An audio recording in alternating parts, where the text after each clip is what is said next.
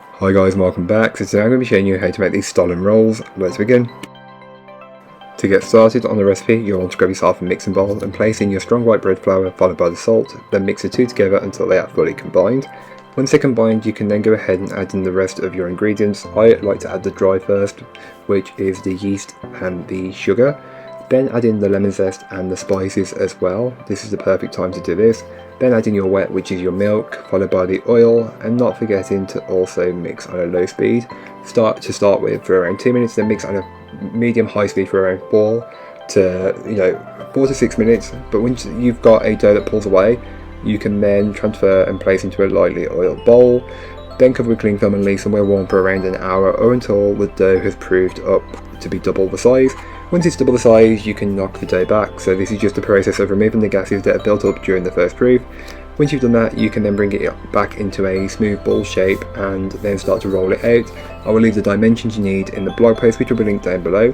So don't forget to check that out if you're interested.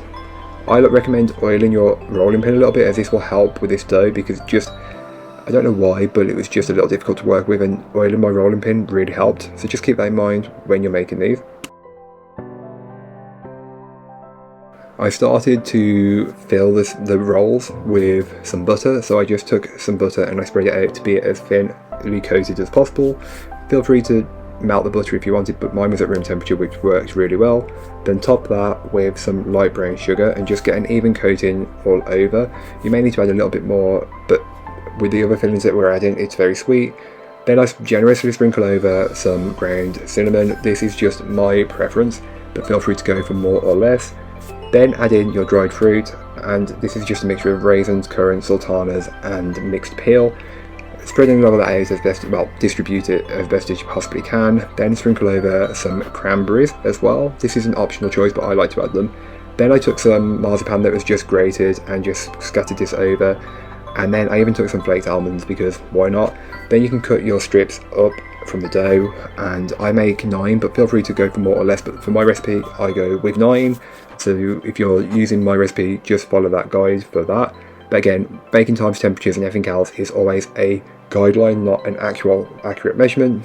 You know, we all have different climates, different ovens, all that kind of stuff. Once you've got your rolls rolled up, you can then transfer them into a 9x13 inch pan, which has been lined with some parchment paper, and just leave a row in between. So you want the 3 to batch up and then leave a little gap, and these will all batch up coming together in the first proof, so don't worry about that. Once you've got them all in your tin, you can then cover with cling film and leave somewhere warm for around 30 to 60 minutes, or until they have doubled in size and they're all batched up, or very close to batching up, as this will help. They will batch together once they're baked.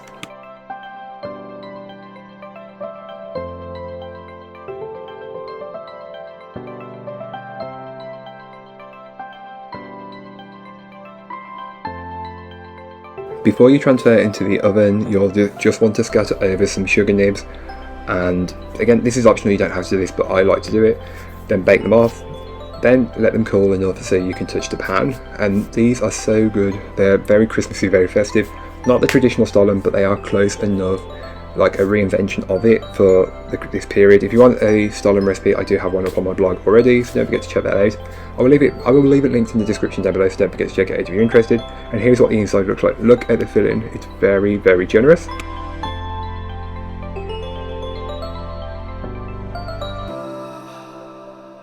But that's all for today. I hope you enjoyed. If you did, don't forget to like, comment and subscribe for more from me, and I'll be back again soon with another recipe, so join me then. In the meanwhile, don't forget to check out the description. There'll be links to this recipe, a link to my blog and links to all social media. But that's all for today. I hope you enjoyed. Bye guys.